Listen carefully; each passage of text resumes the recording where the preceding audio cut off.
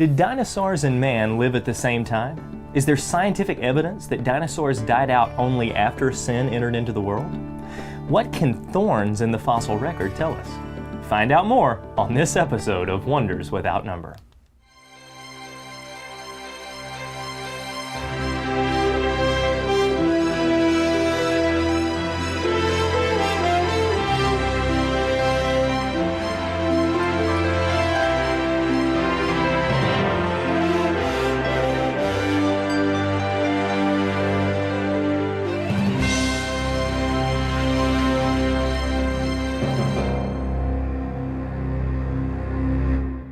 Welcome to Wonders Without Number. I'm David Rives, and today we want to inform and inspire you regarding the wonders we find all around us, an infinite number of wonders that point us directly to our Creator, the God of the Bible. Now, you are no accident. I want you to know that you're special, that you were created in God's own image, that Jesus Christ was and is that Creator, and that He has a plan for your life. Now, the western portion of the state of Kansas has an elevation of some 2,500 feet above sea level and is located over 1,000 miles from the nearest ocean. If the average person were looking for clams, that would probably be one of the last places on their list. But did you know that there are millions of clams to be found there? Let's take a look right now. I recently had the opportunity to work on a paleontological dig in western Kansas at a site classified as being part of the Niobrara Formation. I did not expect to find that as I walked through the formations, I was stepping on thousands of fossilized clams, some in broken fragments, some half shells, some extremely large up to a foot in diameter, and some which were preserved in their entirety in a fully closed position. Now, when clams die, the muscles relax that hold the two shells together and the clam opens. After a short while, that soft tissue and muscle disintegrates and the two shells break apart and drift away. But that's not the case for many of the clams in Kansas, over 1,000 miles from the nearest ocean at 2,500 feet above sea level. What would preserve these specimens in the closed position? A rapid event that would have covered the clams with layer upon layer of sediment and soil would explain what is observed. Well, we find just such an event in the biblical record, the account of Noah's flood in Genesis. The fountains of the great deep were opened, and hundreds of feet of sediment would have been stirred up, shifted, and redeposited, burying millions of creatures all around the globe. I'm David Rives. Truly, the heavens declare the glory of God. As we see, evidence of a global flood in Noah's day is found all over the earth. While secular geologists point to theoretical inland seas, the Bible provides simple history that's backed up by good science. It says, "The world that then was, being overflowed with water, perished." Now let's go to Genesis 3, verse 1. It says, "Now the serpent was more subtle than any beast of the field, which the Lord God had made. And he said unto the woman, Yea, hath God said, Ye shall not eat of every tree of the garden? When the woman saw the tree was good for food, and that it was pleasant to the eyes, and a tree to be desired to make one wise, she took of the fruit thereof, and did eat, and gave also unto her husband with her, and he did eat." If we skip on to the end of the story, it says, "Unto Adam God said, Because thou hast hearkened unto the voice of thy wife, and hast eaten of the tree of which I commanded thee, saying, Thou shalt not eat of it, cursed is the ground for thy sake. In sorrow shalt thou eat of it all the days of thy life. Thorns also and thistles shall it bring forth to thee, and thou shalt eat the herb of the field." So what can we learn from thorns and thistles found in the fossil record? To answer that question and many more, we have with us John Mackay, all the way from Australia. Now, John studied geology at the University of Queensland, and over the last 30 years he's been involved with field research all around the world. He's an international speaker, lecturing on the subject of origins, and he's no stranger to university campuses, where he has participated in many debates regarding the subject of creation and evolution. He's done research on rapid coal formation, and he's taught in some of the leading academic colleges in Australia.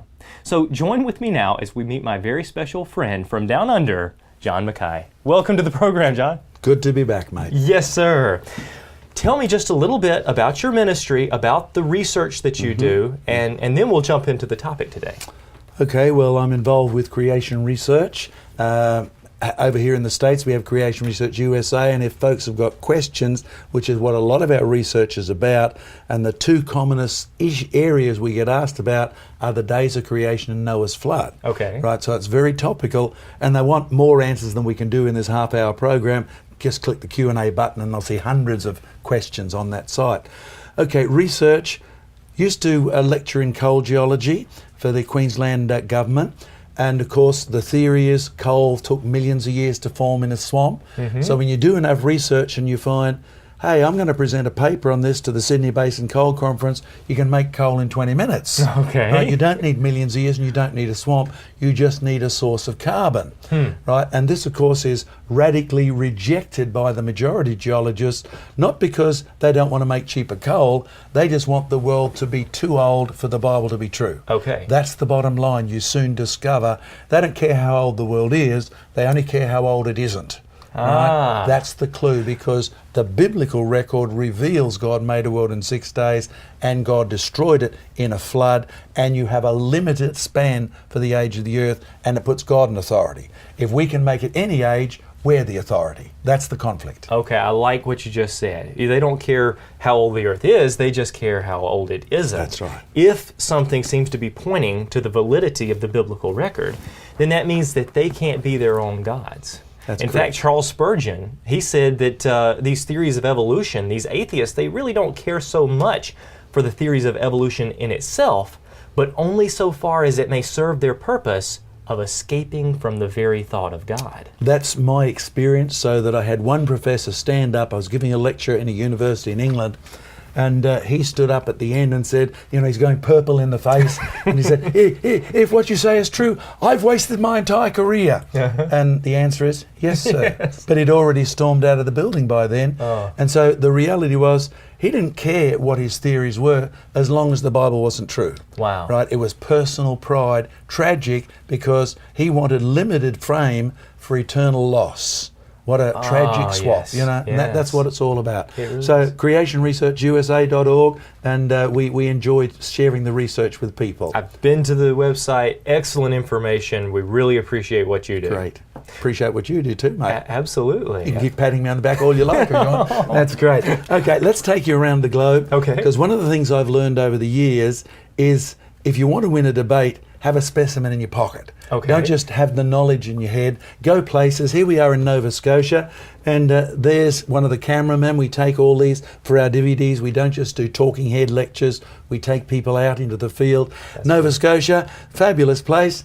There's a new cliff fall, so we found this fossil. Okay. You can see my hammer for scale, Wow. and you'll see, well, it's a batch of giant amphibian footprints. Oh, okay. I Now, see. we've been talking about dinosaurs, and dinosaurs are giant reptiles mostly, but most people don't realise there were giant amphibians too. When the world began, everything was very good and creatures could reach their maximum potential, whether you're man, monkeys or monsters, right? Okay. And the world has gone downhill, so amphibians today tend to be small. What do you think that is? It's some sort of track, is it? It's some sort of track. There's me know. on the right-hand side. don't Nova know. Scotia is fairly cold, even in the spring, right? You're bundled up. Yeah. And I was really glad we had that crack running down there, because we had to carry that specimen out on our backs. Oh, wow. To put in the Creation Museum. Yeah. Turns out it's the tracks of giant centipedes. That is a centipede That's a track? centipede track. Wow. So there used to be a world where centipedes were that big. Oh, wow. And today they're minuscule by comparison. Sure. And so when we think of dinosaurs and monsters, we should be thinking of everything reaching its maximum good potential in the world that God made. Not the evolutionary story where microbes turned into monsters.